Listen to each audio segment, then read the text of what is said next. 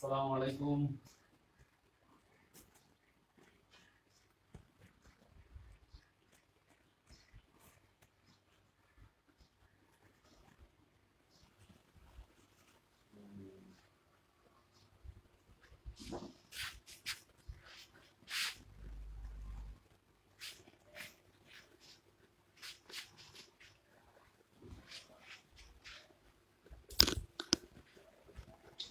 শুনতে পাচ্ছেন?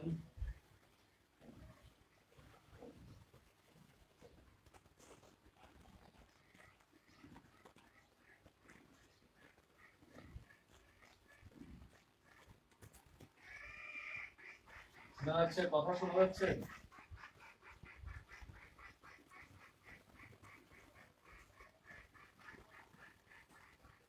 ওয়ালাইকুম আসসালাম।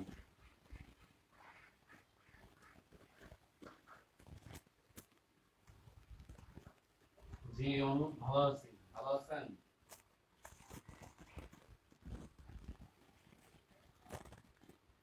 আলহামদুলিল্লাহ সামিউল, ভালো আছি এখন পর্যন্ত। সাউন্ড ঠিক আছে? সাউন্ড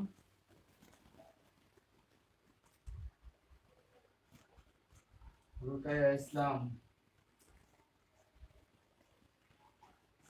আচ্ছা, অনেকে আমার পেজে এই কোশ্চেনটা করেন যে আমাদের ফার্স্ট পেপারে কোনো কোর্স আছে কিনা বাংলা প্রথম পত্রের। বাংলা প্রথম পত্রের ওল্ড সিলেবাস কিংবা নিউ সিলেবাস দুইটার উপরই আমাদের কোর্স আছে। তবে সেই কোর্সগুলোর ক্লাস শেষ হয়ে গেছে, এখন আপনাকে রেকর্ড ভর্তি হবে। আর আপনারা জানেন যে যেহেতু অলরেডি কয়েকটা ক্লাস করছেন, বুঝতে পারতেছেন যে আমরা অনলাইনে কিভাবে পড়াই আর এটা রেকর্ড থাকলে আপনাদের কি পরিমাণ লাভ হয়। হ্যাঁ, ওইখানে আপনি রেকর্ড ক্লাস দেখতে পারবেন, এক্সাম দিতে পারবেন, সবকিছুই করতে পারবেন। বুঝতে পারছেন? তো চাইলে এখানে অ্যাড হতে পারবেন।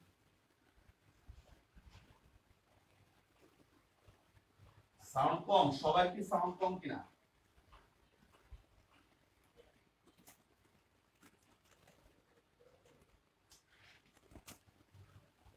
আমি তো সাউন্ড বাড়ায় রাখছি।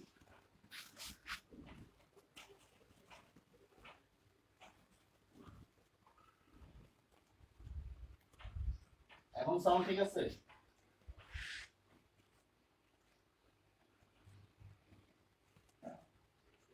ওয়ালাইকুম আসসালাম ফারিয়া।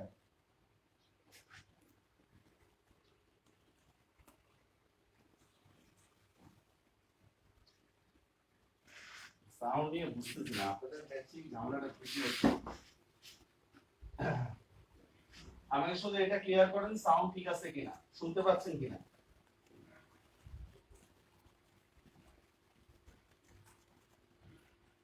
আচ্ছা,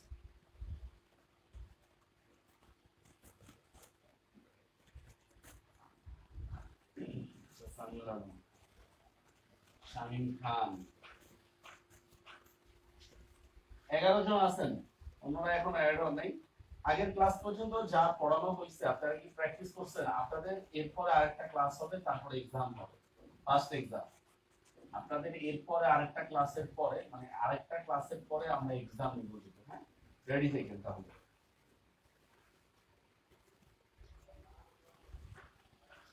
আচ্ছা, যেমন আমি জানি না সাউন্ডের প্রবলেমটা কি। হ্যাঁ, না আমার এই মোবাইলে, আমার ছোট ভাই আমার মোবাইলে হচ্ছে ওর মোবাইলে সারাদিন পাবজি গেম খেলায়, এখন আমি নিজে এটাতে শুনতে পাচ্ছি না, মানে এত সাউন্ড কম।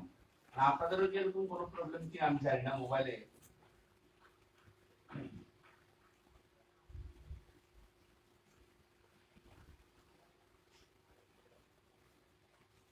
যাদের প্রবলেম মনে হবে তারা হেডফোন দিয়ে শুনবেন। যে আমরা শুরু করি তাহলে। আমরা গত ক্লাস পর্যন্ত আলোচনা করেছিলাম ধ্বনি পরিবর্তনের স্বরধ্বনি পরিবর্তন আমরা আলোচনা করেছিলাম। আজকে আমরা আলোচনা করব ব্যঞ্জন ধ্বনির পরিবর্তন। হ্যাঁ, তাহলে রেডি হয়ে আমরা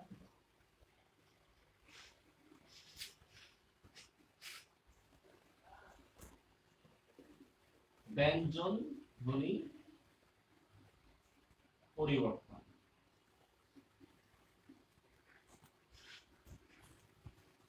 ব্যঞ্জন ধ্বনি পরিবর্তন আমরা এর আগে আলোচনা করছিলাম হচ্ছে স্বরধ্বনির পরিবর্তন, স্বরাগম, স্বর। এখানে তিনটা নাম হচ্ছে স্বর দিয়ে, এক বাকি তিনটা নাম হচ্ছে স্বরে অ দিয়ে। হ্যাঁ, এরকম।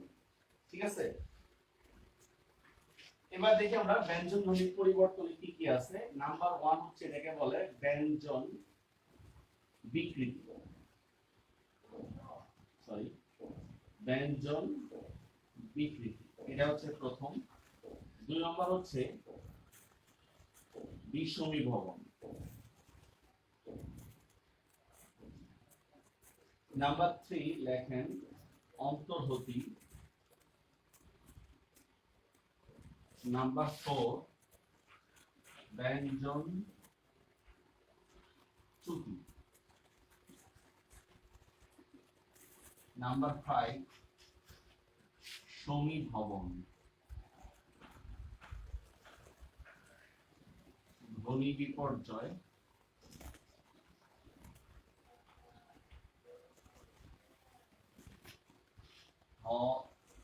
ব্যঞ্জন দ্বিত্ব। ব্যঞ্জন দ্বিত্ব বা দ্বিত্ব ব্যঞ্জন বা র র, এই নামগুলো একটু লিখে দেন।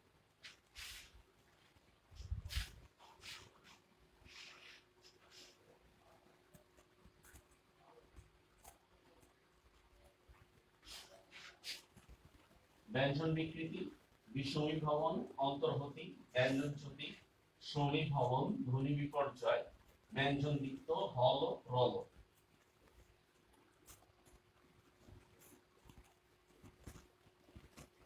লেখা হচ্ছে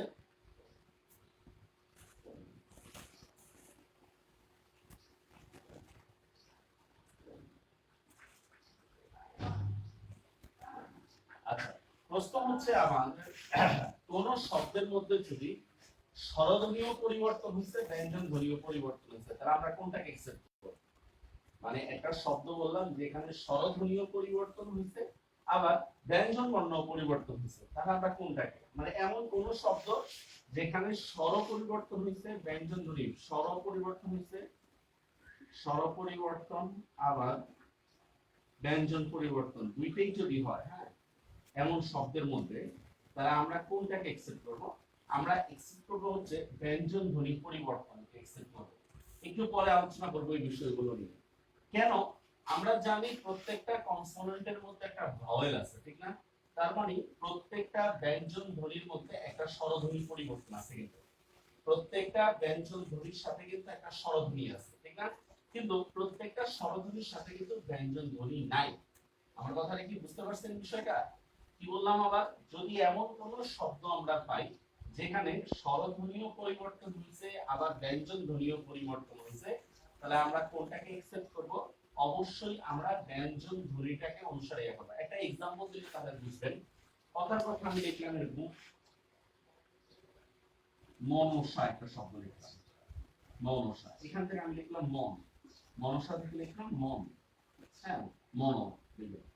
এখন দেখেন এখানে কিন্তু দন্ত সংযুক্ত হইছে আবার স্বরে আট অবিলুপ্ত হইছে পরবর্তী শব্দের মধ্যে দেখেন মনসা থেকে মন যদি আমি বলি, দেখেন এখানে দন্ত স্বটা অবিলুপ্ত হইছে, আকারটা অবিলুপ্ত হইছে। প্রশ্ন হতে পারে আমরা যদি আকার বিলুপ্ত ধরি তাহলে তো আমরা ধরবো হচ্ছে স্বরলোপের মধ্যে, যে এখানে তো আবার স্বটাও বিলুপ্ত হইছে, তাহলে আমরা কোনটাকে অ্যাকসেপ্ট করব? আমরা অ্যাকসেপ্ট করব হচ্ছে ব্যঞ্জন ধ্বনি পরিবর্তনের সাথে। বুঝতে পারছেন বিষয়টা? আমরা স্বরধ্বনি পরিবর্তনটাকে ধরতে পারবো না। এটাই বললাম আমরা, কোন শব্দের মধ্যে স্বরধ্বনিও পরিবর্তন হইছে আবার ব্যঞ্জন বর্ণ পরিবর্তন হইছে, তাহলে আমরা অ্যাকসেপ্ট করব হচ্ছে ব্যঞ্জন পরিবর্তন। এই ডিসিশনটা আসবে স অনুসারে আসবে, স্বরে আ অনুসারে আসবে না। ঠিক আছে, আস্তে আস্তে আরো ডিটেইলস আমরা আলোচনা করব।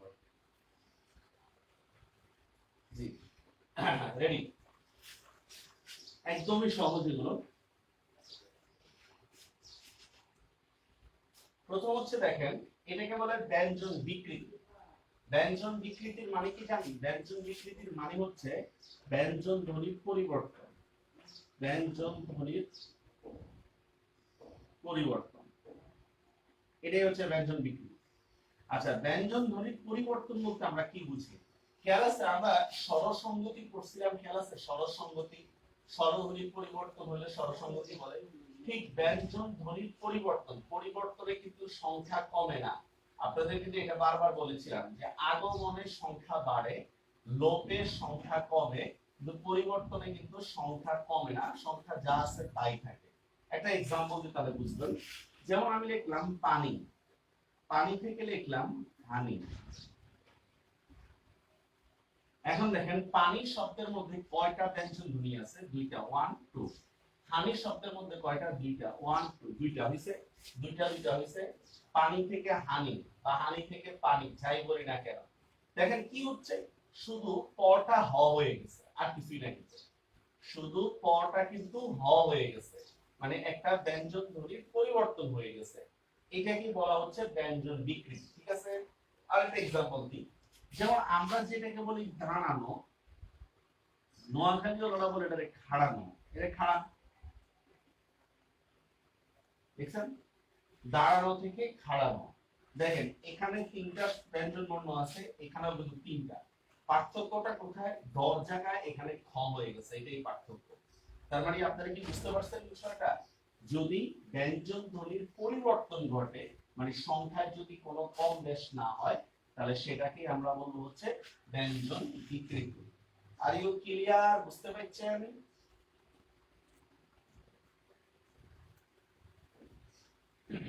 ব্যঞ্জন বিকৃতি বুঝতে পারছেন?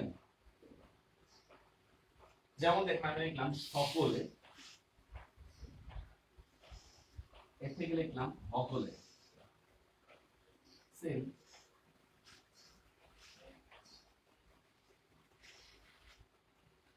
দেখছেন তিনটা ঠিকই আছে, শুধু স্বর জায়গায় হ, ধর জায়গায় ক, এভাবে হয়ে গেছে। ঠিক আছে, আচ্ছা, তার মানে ব্যঞ্জন ধ্বনির পরিবর্তন কি বললাম? ব্যঞ্জন ধ্বনির সরি, ব্যঞ্জন বিকৃতি মানে কি? ব্যঞ্জন ধ্বনির পরিবর্তনকে আমরা কি বলবো? ব্যঞ্জন বিকৃতি। ওকে, অন্যরা মনে হলো একটা দলিলকে উঠতেছেন মাত্র।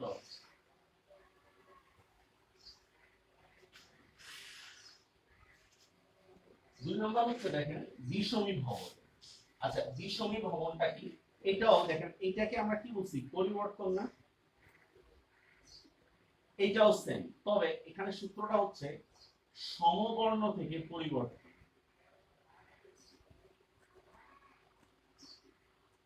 সমবর্ণ মানে কি? মানে সেম বর্ণ, দুইটা এক বর্ণ, দুটো এক বর্ণ, এটাকে বলা হচ্ছে বিষমী ভবন।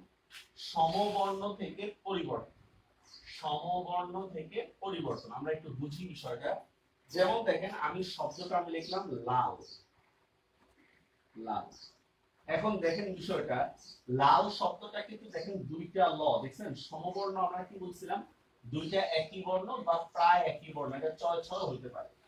বাচ্চারা কিন্তু লাল উচ্চারণ করতে পারে না, ওরা উচ্চারণ করে হচ্ছে নাল। লাল জামাকে কিন্তু ওরা নাল জামা ইউজ করে, বুঝছেন?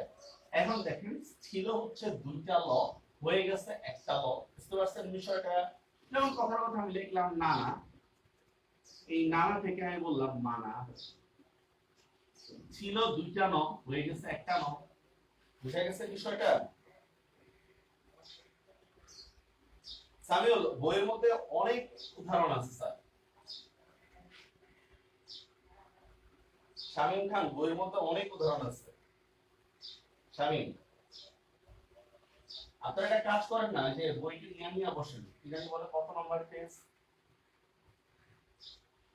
খুব সম্ভবত 50 নম্বর পেজ।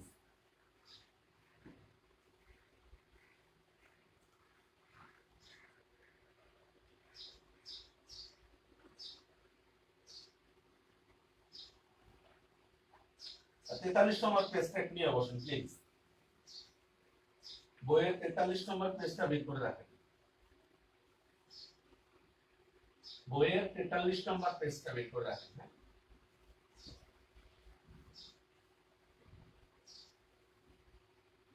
এখন দেখেন এই যে সমবর্ণ কথা বলতেছি না, আমরা বলতেছি কিন্তু দুইটা এক বর্ণ, দুইটা যে একই সাথে হবে বিষয়টা এমন না। দুইটা এক বর্ণ, দুইটা একই সাথে হবে বিষয়টা এমন না। যেমন আমি একটা শব্দ লিখলাম, দেখেন আরমারি,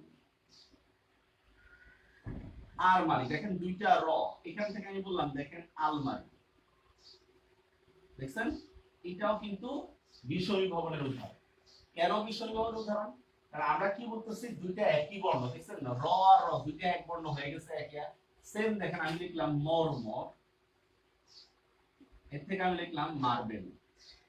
মর্মর থেকে লিখলাম মার্বেল, দেখছেন মর্মর কি হচ্ছে দেখেন, এখানে একটা র এখানে একটা র, দেখছেন মর্মর, ওইখান থেকে লাস্টের রটাকে চেঞ্জ করে আমরা মার্বেল দিয়ে দিচ্ছি। বুঝতে পারছেন বিষয়টা, বুঝতে পারছেন? হ্যাঁ, ব্যঞ্জন বিকৃতি শব্দের যে কোনো জায়গায় পরিবর্তন হতে পারে, ভালো করে বুঝে নেন ব্যঞ্জন বিকৃতি আর বিষয় বিবরণের মধ্যে পার্থক্যটা কি। শব্দের যে কোনো জায়গায় পরিবর্তন হলেই সেটাকে আমরা বলবো ব্যঞ্জন বিকৃতি, কিন্তু বিষয় বিবরণের ক্ষেত্রে দুইটা সেম বর্ণ হইতে হবে, দুইটা সেম বর্ণ। যেমন আমি লিখলাম আনানস, কথা কথা এটা একটা পর্তুগিজ শব্দ আনানস, এখান থেকে আমি বললাম দেখেন আনারস, দেখছেন দেখছেন আনারস থেকে লিখলাম আনারস, দুইটা ন ছিল একটা নটে চেঞ্জ করে দিচ্ছি। যে কোনো জায়গা থেকে পরিবর্তন হওয়াটা কি বলা হয় ব্যঞ্জন বিকৃতি। তবে বিষয় বিবরণ কোথায় বলা হচ্ছে দেখেন, দুইটা সেম বর্ণ থেকেই পরিবর্তন হলে সেটাকে আমরা বলবো হচ্ছে বিষয় বিবরণ। আপনারা কি এতটুকু বুঝতে পারছেন? মর্মরের নিয়মটা বুঝেন নাই? আচ্ছা দেখেন লোপ একটু ভালো করে বুঝুন। মর্মরটাকে আমরা যদি কি ম প্লাস র প্লাস ম র, এই হচ্ছে মর্মর। এখানে আমি গেলাম ম প্লাস আকার র প্লাস বের প্লাস ল, এই তো। এখন দেখেন মর্মর শব্দের মধ্যে দুইটা র পাইছি আমরা, দুইটা র পাইছি, দুইটা একই বর্ণ। লাস্ট প্রথম রটা তো আছে ঠিকমতো, মার্বেলের মধ্যে রটা ঠিক আছে, কিন্তু দেখেন লাস্টের রটা চেঞ্জ হয়ে গেছে কিনা, তো দুইটা সেম বর্ণ থেকে পরিবর্তন হয়ে গেছে, ঠিক আছে? না মহিম, লেবু থেকে নেবু তো ভীষণ ব্যবহার হবে না মহিম, লেবু থেকে নেবু কি হবে বলেন তো? লেবু, এর থেকে লিখলাম লেবু, এটা তো ব্যঞ্জন বিকৃতি। লেবু থেকে নেবু ব্যঞ্জন বিকৃতি মহিম, এই দুটো কি বুঝতে পারছেন বিষয়টা? শব্দের যে কোন জায়গা থেকে পরিবর্তন হলে সেটাকে আমরা বলবো হচ্ছে ব্যঞ্জন বিকৃতি, আর দুইটা একই শব্দ থেকে যদি পরিবর্তন হয় তাহলে সেটাকে আমরা বলবো হচ্ছে কি বলতো বিষয় বিবরণ। আর ইউ বুঝতে পারছেন?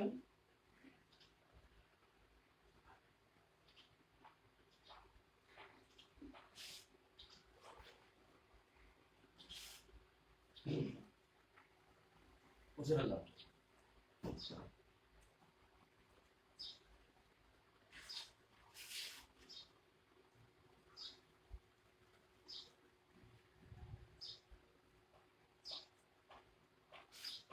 আচ্ছা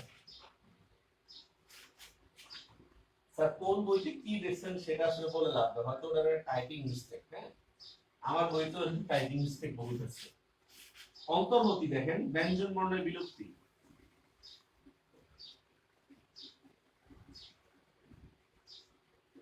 বিলুপ্তি মানে বুঝেন, বিলুপ্তি মানে হচ্ছে সংখ্যা কমে যাবে, ঠিক না?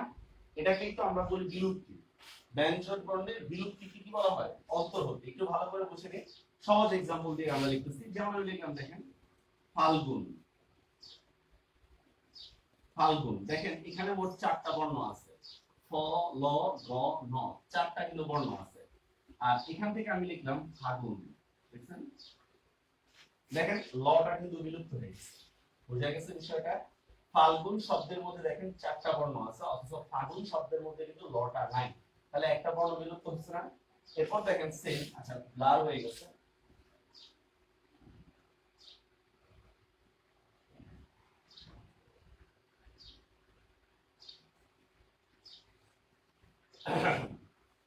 আমরা একটু ওয়েট করতেছি, ব্লার কাটুন।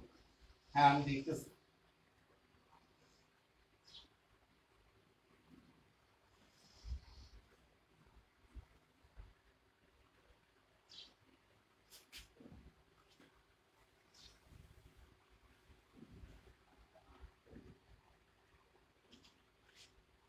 কাটুক কাটুক, আগে একটু কাটুক, ঠিক হোক। হ্যাঁ এবার আবার ঠিক হচ্ছে, আস্তে আস্তে ঠিক হচ্ছে। এই ঝামেলা। আচ্ছা আপনাদের কোনো কোশ্চেন থাকলে বলেন, দেখি টেকনিক্যাল প্রবলেম এটা ঠিক হয়ে যাবে। শামীম খান আপনি কি দেখছেন ওইটা, টেস্টে কি খুলছেন?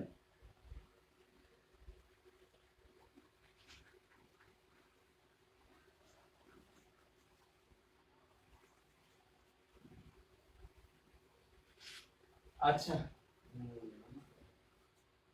আমরা একটু সময় নিচ্ছি, একটু ব্লাডটা একটু কাটুন।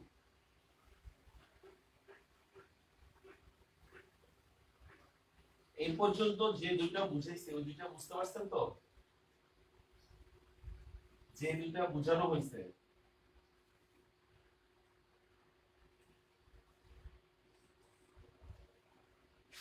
আচ্ছা মোটামুটি কাটে কেটে যাচ্ছে। এবার দেখেন এই যেরকম মানুষ, এটাকে কাটতে বললেন মানু, বরিশালের মধ্যে বলে না ভাই মানু আর মানু বলে না এরকম, মানুষ থেকে মানু বলে, বুঝছেন না? দেখেন এই যে মানুষ থেকে মানুষ, যেটা আমরা বলতেছি দেখেন মানুষ শব্দের মধ্যে তিনটা ব্যঞ্জন বর্ণ আছে, দেখছেন ম, ন, মূর্ধন্য ষ। আর মানুষ শব্দের মধ্যে দুটো, দেখছেন আসলে বিষয়টা? এখন দেখেন আমরা অনেক সময় কি বলি শাহরুখ খান, হ্যাঁ শাহরুখ খান, এটাকে আমরা কি শাহরুখ খান, একটা কবিতা আছে না ওসব করোনা টিকা টিকাও আমাদের লাগে না, শাহরুখ আমরা উচ্চারণ করি শাহরুখ, শাহরুখ খান। বুঝতে পারছেন বিষয়টা? এই যে শাহরুখ থেকে শাহরুখ, আল্লাহ থেকে আল্লাহ, এগুলো সব হচ্ছে অন্তর্গতির উদাহরণ। আপনারা কি বুঝতে পারছেন অন্তর্গতি কাকে বলা হচ্ছে? যে কোনো একটা ব্যঞ্জন বর্ণের যদি বিলুপ্ত হয়ে যায় তাহলে সেটাকে আমরা কি বলবো? অন্তর্গতি। সেম এখান থেকে যদি আমরা বলি এরকম, দেখেন এই যে বিলুপ্ত, এই শব্দ থেকে যদি আমরা লুপ্ত শব্দটা নিই, বিলুপ্ত থেকে কি বললাম? লুপ্ত, তাহলে কি হবে বলেন তো? বিলুপ্ত থেকে লুপ্ত, দেখেন এখানে একটা ব্যঞ্জন বর্ণ বিলুপ্ত হয়েছে, তার মানে এটা হচ্ছে অন্তর্গতি। ওকে, ক্লিয়ার? অন্তর্গতি বুঝতে বুঝা গেছে বিষয়টা? অন্তর্গতি যে কোনো একটা ব্যঞ্জন বর্ণ যদি বিলুপ্ত হয়ে যায় তাহলে সেটাকে আমরা কি বলবো? অন্তর্গতি।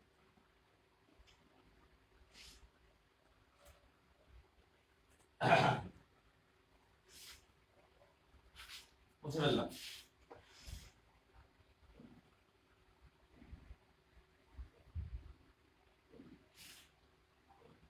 নাম্বার 4, ব্যঞ্জন চ্যুতি। ব্যঞ্জন চ্যুতি জিনিসটা কি? ব্যঞ্জন চ্যুতি হচ্ছে খুবই সহজ, এরকমের মতো, এই যে এটার মতোই, হ্যাঁ এটার মতোই, তবে এখানে কি লেখা আছে দেখেন ব্যঞ্জন চ্যুতির ক্ষেত্রে দেখেন সমবর্ণ থেকে বিলুপ্ত, সমবর্ণ থেকে বিলুপ্ত। ভালো করে একটু বুঝে নেন, আমরা বিষমিক ভবনের ক্ষেত্রে আমরা কি করছিলাম? সমবর্ণ থেকে কি হবে? বিলুপ্ত হবে না পরিবর্তন হবে। যে সমবর্ণ থেকে পরিবর্তন হলে সেটাকে বলা হয় বিষমী ভবন। আর ব্যঞ্জন চ্যুতির ক্ষেত্রে বলা হচ্ছে সমবর্ণ থেকে বিলুপ্ত হয়ে যাবে। কি বললাম? সমবর্ণ থেকে বিলুপ্ত হবে, বুঝতে পারছেন? এটাকে বলা হচ্ছে ব্যঞ্জন চ্যুতি, সমবর্ণ থেকে বিলুপ্ত। আচ্ছা ঠিক আছে, ধন্যবাদ। দেখেন এটা কিন্তু, দেখেন এখানে কিন্তু আবার বলতেছে এটা হচ্ছে পরিবর্তন আর এটা হচ্ছে বিলুপ্তি, তার মানে এখানে সংখ্যা কমে যাবে।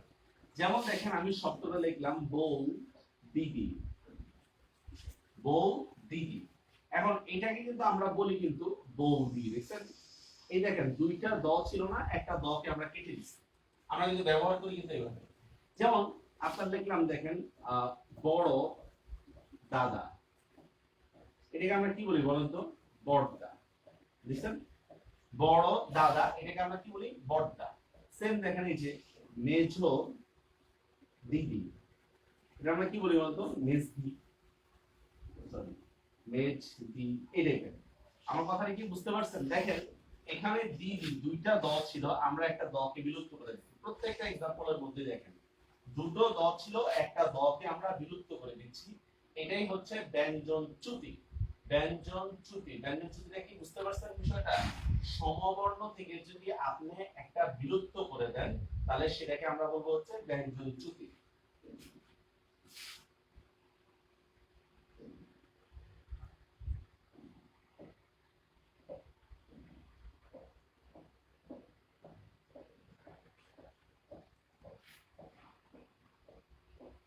ওকে,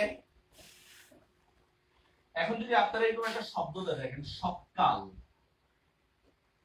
সকাল থেকে আমি লিখলাম সকাল, দেখেন সকাল, সকাল শব্দের মধ্যে কিন্তু দুইটা ক আছে, দেখেন দুইটা ক মানে সেম বর্ণ, তাহলে এখান থেকে একটা নিয়ে আসছি সকাল, তাহলে এটা কি হবে? ব্যঞ্জন চ্যুতি। ঠিক আছে, এই চারটা বুঝতে পারছেন? আবারও বলতেছি দেখেন ব্যঞ্জন বিকৃতি কাকে বলে? ব্যঞ্জন ধ্বনির পরিবর্তনটাই হচ্ছে ব্যঞ্জন বিকৃতি। বিষমী ভবন এটা হচ্ছে সমবর্ণ থেকে পরিবর্তনকে বলবো আমরা বিষমী ভবন। অন্তর্হতি কাকে বলতেছি আমরা? যে কোনো একটা ব্যঞ্জন ধ্বনি বিলুপ্ত হলে সেটাই অন্তর্হতি। ব্যঞ্জনচ্যুতি বলা হচ্ছে সমবর্ণ থেকে যদি বিলুপ্তি ঘটে। তার মানে আমরা দেখতেছি বিষয়ভবন আর ব্যঞ্জনচ্যুতির মধ্যে একটা মিল আছে, দুইটা সমবর্ণ নিয়ে কাজ করে। আর একটা অমিল আছে, সেটা হচ্ছে এটা পরিবর্তন করে, মানে সংখ্যায় কমবে না, আর দ্বিতীয়টা হচ্ছে সংখ্যায় কমে যাবে। এই চারটা বুঝে গেছে? আচ্ছা, মাত্র 9 জন। রোজার দিন তো ঘুম থেকে উঠতে পারেন না অনেকে।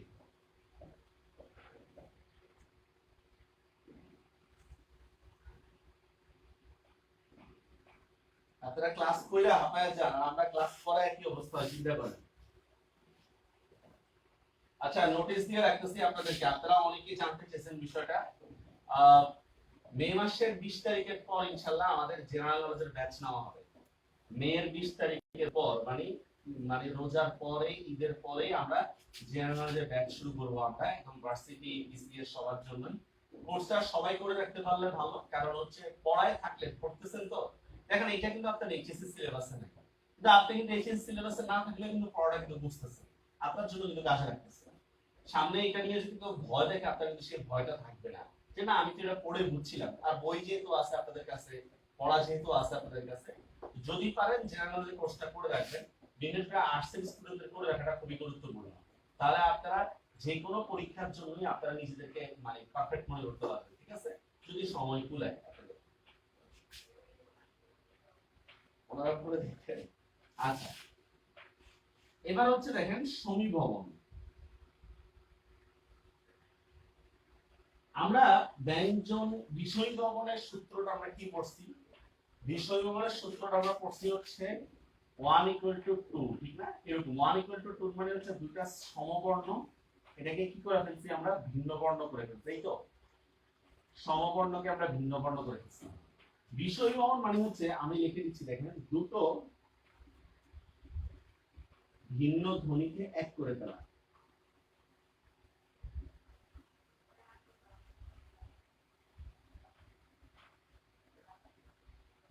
এটাই, দুটো ভিন্ন ধ্বনিকে এক করে ফেলার নামই হচ্ছে কি? সমীভবন। দুটো ভিন্ন ধ্বনি এক করে ফেলা, সাধারণত এটা সন্ধির ক্ষেত্রে অনেক হয়। সন্ধির ক্ষেত্রে এটা বাংলা সন্ধি হয়। যেমন দেখি আমি একটা শব্দ লিখলাম, উৎ যোগ চারণ, ঠিক না? উৎ যোগ চারণ। দেখেন এখানে, এখানে আসছে ত, এখানে আসছে চ, অথচ আমরা কিন্তু এটাকে লিখি হচ্ছে উচ্চারণ। দেখছেন? ত আর চ কি দুইটা কি সেম বর্ণ? সেম বর্ণ না, কিন্তু দুইটাকে এক করে ফেলা হয়েছে। এটাই হচ্ছে আমাদের সমীভবন। বুঝা গেছে বিষয়টা? আরেকটা ওয়ার্ড দিই, তাহলে আমরা বুঝবো। যেমন শব্দটা আমি লিখলাম জন্ম, এখান থেকে আমি লিখলাম দেখেন জন্ম, দেখছেন? সেম। জন্ম থেকে জন্ম, দেখেন ন আর ম দুইটা কিন্তু সেম বর্ণ না, অথচ আমরা কিন্তু উচ্চারণ করতেছি ময় ম, দুইটাকে এক করে ফেললাম না। এটাই হচ্ছে সমীভবন। বুঝা গেছে বিষয়টা? সেম আমরা আরো দেখি, কথা কথা লিখলাম এরকম,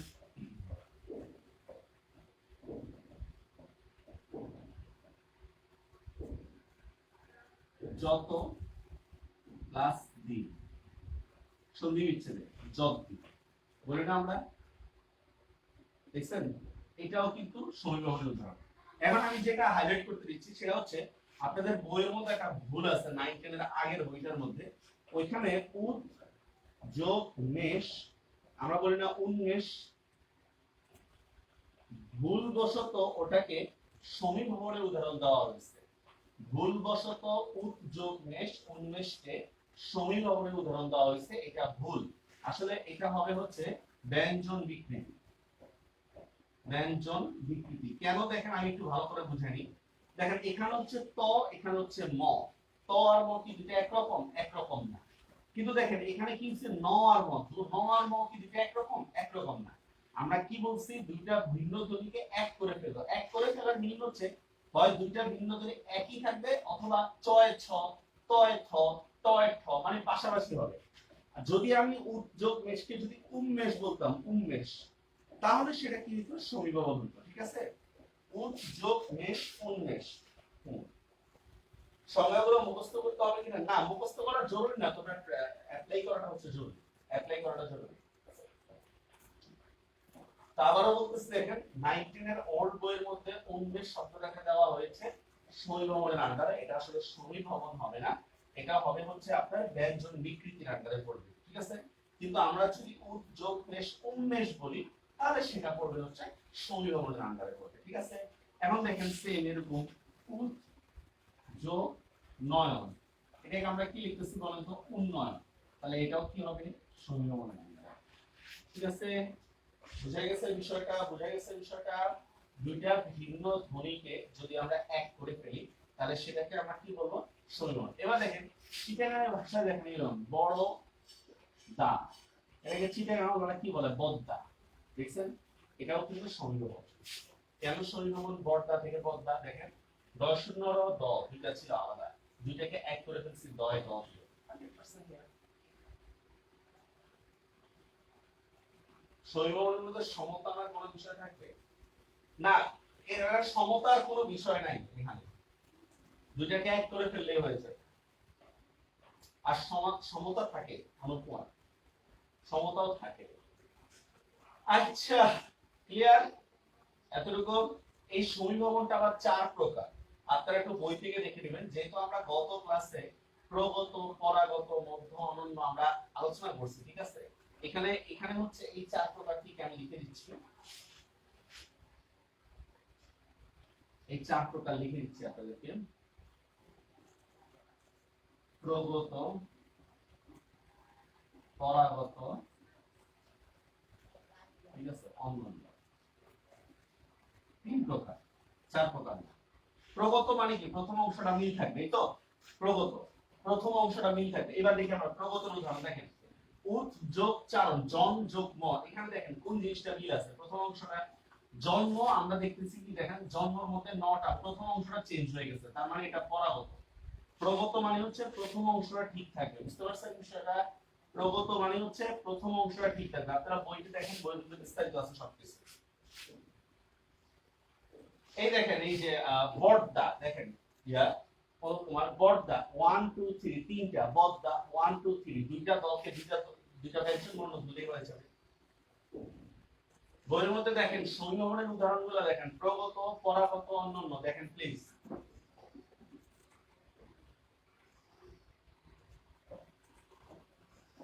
উচ্চারণ দেখেন 1 2 3 4 5, উচ্চারণ 1 2 3 4 5 এরকম।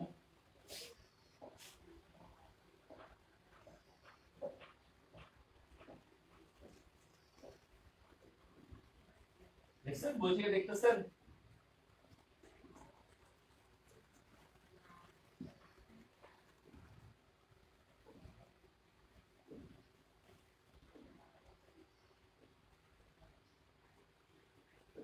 ওকে এবার আমরা দেখি ধ্বনি বিপর্যয়।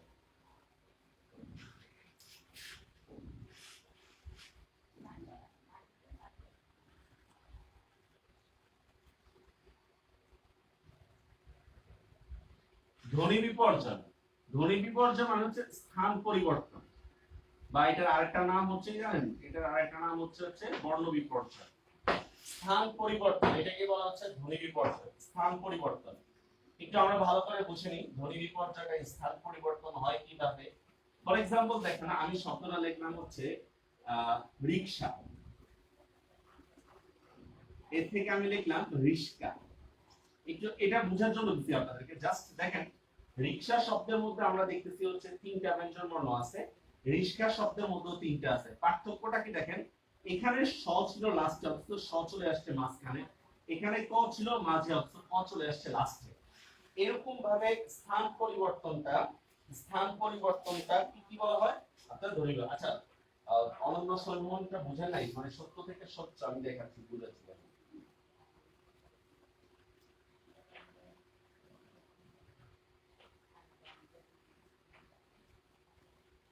দেখেন শব্দটা ছিল সত্য, ঠিক না, এর থেকে আমরা কি বলছি সত্য। খেয়াল করেন সত্য শব্দটাকে বাংলা কি হয়, স ত প্লাস ত, ঠিক আছে, আর সচ্চ স চ প্লাস চ, এই তো।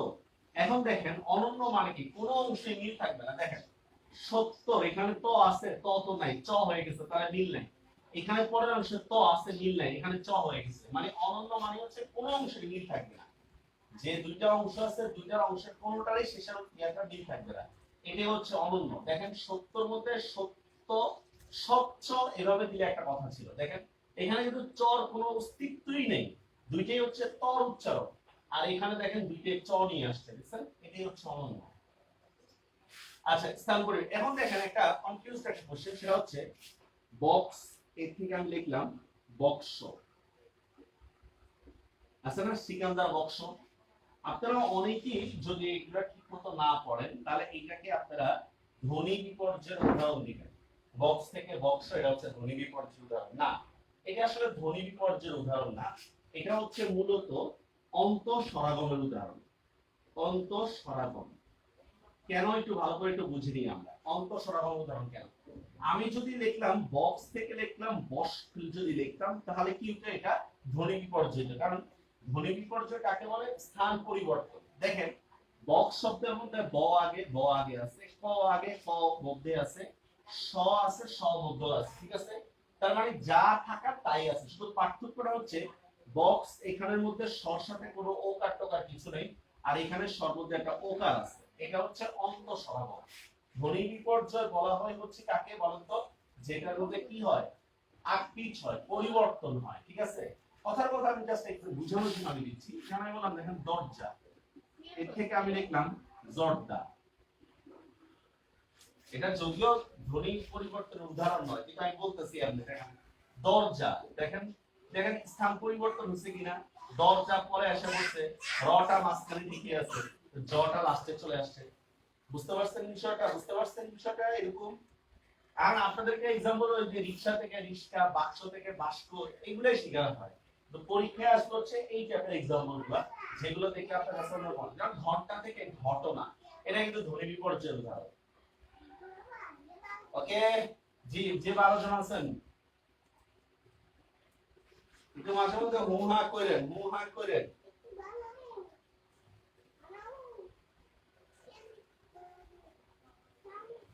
এত মনে হচ্ছে আমি কবরস্থানে ওয়াজ করতেছি।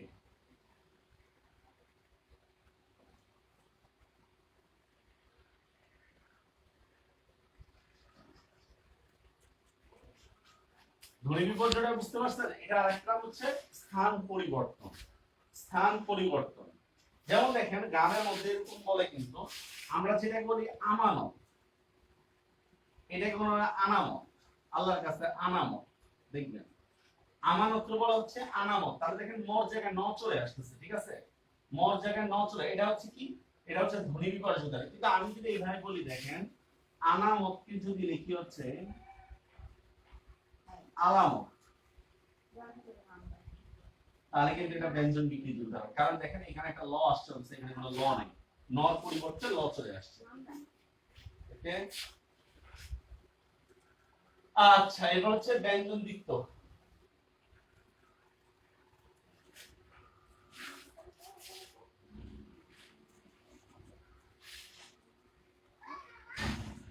দ্বিত্ব ব্যঞ্জন মানে হচ্ছে কথায় জোর দেওয়ার জন্য,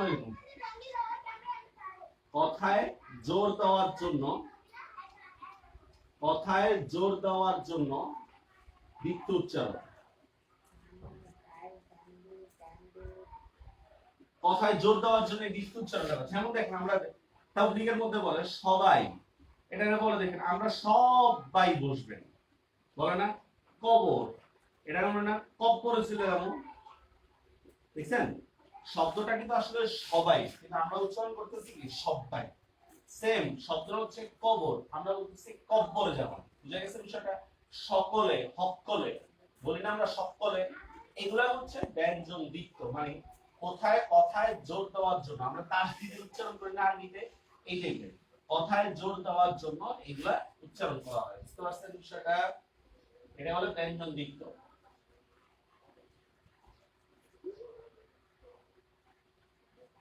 কথায় জোর দেওয়ার জন্য যখন আমরা কি করি, একই বর্ণকে দুইবার উচ্চারণ করি, সেটাকে বলা হয় হচ্ছে ব্যঞ্জন দ্বিত্ব, ঠিক আছে? যেমন আমি বললাম দেখেন কদিন, কদিন, এটা কদিন। ব্যঞ্জন দ্বিত্বটাকে উল্টায় দিলে কিন্তু আবার বিষয় পাওয়া হবে, এটা উদাহরণ আমরা দেখিয়েছি। আচ্ছা এরপর আসি আমরা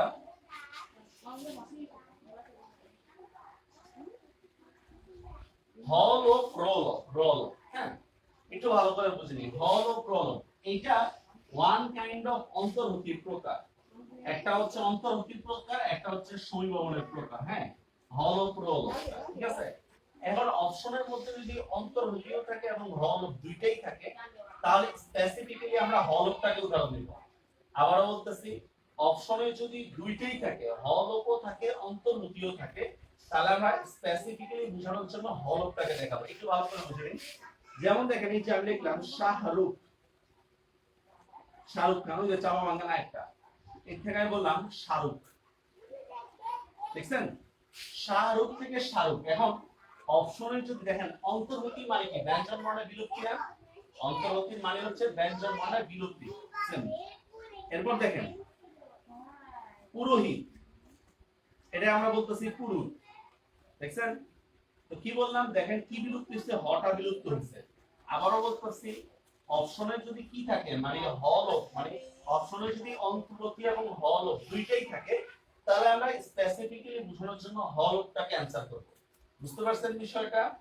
আর যদি হলক যদি অপশনে না থাকে, তাহলে আমরা অন্তর্ভুক্তি एग्जांपल অ্যানসার করব।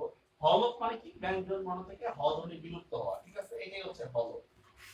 আচ্ছা, এরপর দেখি আমরা রলোপ। রলোপের সাথে যেমন দেখেন রলোপ যেখানে হয় এখানে বৃত্ত হয়, বৃত্ত, এজন্য এটা সমীকরণের সাথে মিলাইছি। যেমন দেখেন আমি বললাম তর্ক, এখান থেকে আমি বললাম তক্ক, দেখছেন তর্ক থেকে আমি লিখলাম তক্ক।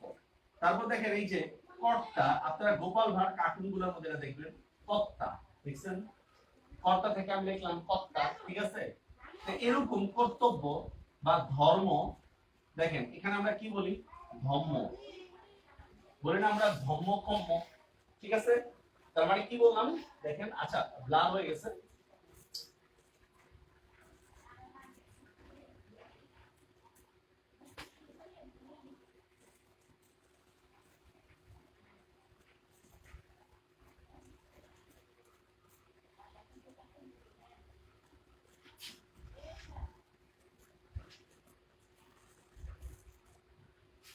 আচ্ছা, দেখেন তর্ক থেকে তত্ত্ব, কর্তা থেকে কর্তা, দেখছেন রটাকে আমরা তয়ত করে দিছি। তারপর দেখছেন ধর্ম থেকে ধম্ম, এটাই আমরা বললাম দেখেন র বিলুপ্ত হয়ে গেলে আমরা কি করি, সেটাকে দ্বিত্ব ব্যঞ্জন হিসেবে আমরা কাউন্ট করি, দ্বিত্ব ব্যঞ্জন।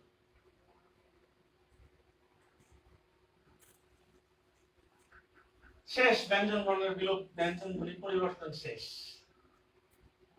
এখন আপনাদেরকে একটা টেকনিক দেখাই যে কিভাবে আমরা বুঝতে পারবো, আমরা কিভাবে এগুলো অ্যাপ্লাই করব। হ্যাঁ, ঝামেলা কিভাবে করব। আপনাদের নিশ্চয়ই সংজ্ঞাগুলো মনে আছে, সংজ্ঞাগুলো মনে আছে। দেখেন এগুলোর জন্য আপনারা যে কাজটা করবেন সেটা হচ্ছে, যেমন একটা শব্দ লিখলাম ভাবি, এর থেকে আমি লিখলাম ভাই, এটা ধ্বনি পরিবর্তন হবে কিনা সেই বিতর্কে আমরা পরে যাই। আমরা কি করব, সবগুলো বসাবো, ভ আকার প্লাস ব প্লাস রস্বীকার নিচে ভাবি। তারপর দেখেন ভাই, ভ আকার প্লাস রস্বী। দেখেন এখানে মোট বর্ণ হচ্ছে চারটা, 1 2 3 4, চারটা। আর এখানে মোট বর্ণ হচ্ছে তিনটা, 1 2 3, তিনটা হচ্ছে। আমরা দেখতে পাচ্ছি একটা ব নাই, ব কি, ব্যঞ্জন বর্ণ, ব্যঞ্জন বর্ণ বিলুপ্ত হলে কি হয়, অন্তর্ভুক্তি। তাহলে ভাবি থেকে ভাই, এটা কিসের মধ্যে পড়বে, মূলত অন্তর্ভুক্তি, ঠিক আছে। পরীক্ষায় যা যা পড়াইছি তা কি থাকবে কিনা, না, পরীক্ষায় যা পড়াইছি তাই থাকবে না। পরীক্ষায় 70% কোশ্চেন থাকবে হচ্ছে সিলেবাসের ভিতর থেকে, 30% হচ্ছে এক্সট্রা, এটা জেনারেল নলেজ মিলে একটা হিসেবে। এই মাহমুদ, মাহমুদ হাতছড়া, হাতছড়া, হাতছড়া, ঠিক আছে। এবার দেখেন আরেকটা শব্দ সুবর্ণ, সুবর্ণ, এর থেকে আমি লিখলাম স্বর্ণ। আমরা করব কিভাবে দেখেন, সুবর্ণের মধ্যে কি আছে, স প্লাস রস্য প্লাস ব প্লাস র প্লাস ন, সুবর্ণ। আর স্বর্ণের মধ্যে কি আছে, স প্লাস ব প্লাস র প্লাস ন, ঠিক আছে। এখন দেখেন পার্থক্যটা কি, এখানে হচ্ছে পাঁচটা বর্ণ, এখানে হচ্ছে চারটা বর্ণ। আমরা দেখতে পাচ্ছি এই রস্যকারটা কি দ্বিতীয় শব্দের মধ্যে নেই। রস্যকার বিলুপ্ত হলে কি হয়ে যায় বলেন তো, রস্যকার বিলুপ্ত হলে হয় স্বর লোপ, শেষ। এটাই।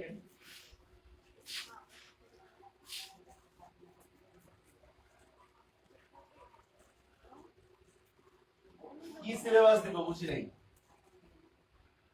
এসএসসি 2022 এগুলো কিছুই বলা যাবে না। আচ্ছা এবার আমরা বই খুলেন।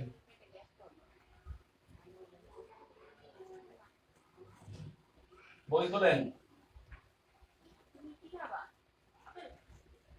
দেখেন বইয়ের মধ্যে যা আছে সব পড়ায় দিচ্ছি অলরেডি আপনাদেরকে। 43 নম্বর পেজে দেখেন বিষয় ভাবনার ব্যঞ্জন বিকৃতির মধ্যে পার্থক্য কি, তারপর দেখেন ধ্বনি পরিবর্তনের কৌশলটা, এই যে মাত্র যেটা দেখালাম এটা।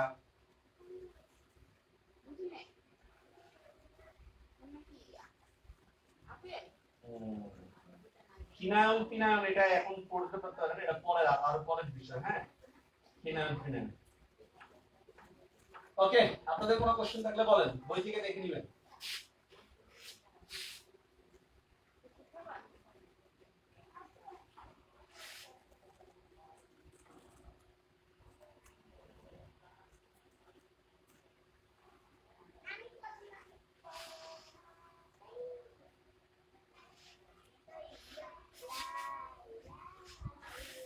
কোন কোশ্চেন?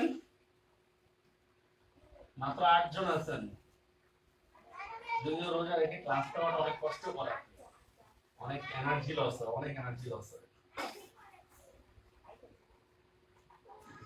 অনলাইনে 1 ঘন্টা ক্লাস নাও আর অফলাইনে 4-5 ঘন্টা ক্লাস নাও বড়।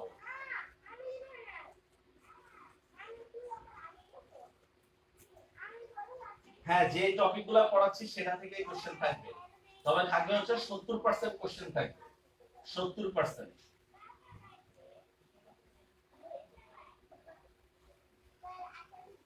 মুখস্থ করে নেবেন কি? আচ্ছা এগুলা কি মুখস্থ করার বিষয়, না বুঝে বুঝে পড়লে আরো সহজ মনে হয়? এগুলা কিন্তু আগে আপনারা মুখস্থ করে গেছেন আগে। জি জি, ভুল উত্তর দিলে নেগেটিভ মার্কিং থাকবে, ভুল উত্তর দিলে নেগেটিভ মার্কিং থাকবে।